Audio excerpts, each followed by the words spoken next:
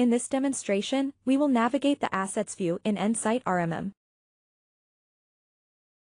From the vertical menu, click Dashboards and select Assets. The Assets dashboard provides an overview of customer assets with interactive, customizable widgets for quick access to specific data categories. Click on the Action menu on the upper right and toggle the chart option to hide the widgets. The Assets view offers multiple ways to filter data. Click on Interactive Widgets to narrow down the results. Rearrange a column by dragging it to the desired position. The Filter Builder provides multiple filter options. Select Create Filter and click the plus sign to add filters. Select Add Condition and click on each field to view the filter options. In this example, we will create a filter for a model that contains virtual platform. To add another filter, click the plus sign and select Add Group and Add Conditions.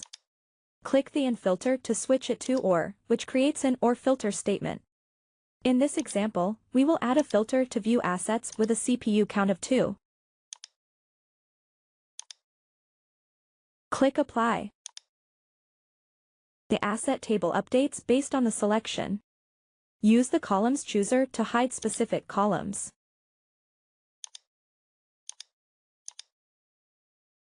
Scroll right to view additional information. Using the Assets view, start a Take Control session from the Actions button. Reboot the asset by clicking Reboot Now. It is optional to include a reboot message for the end user. In this example, we will not reboot the asset. Customize the table's appearance by clicking the Actions button and selecting Row Density and Table Styling options.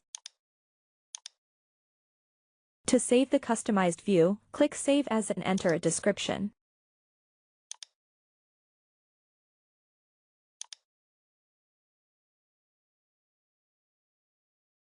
Click on the Saved Views drop-down to select Customized Views.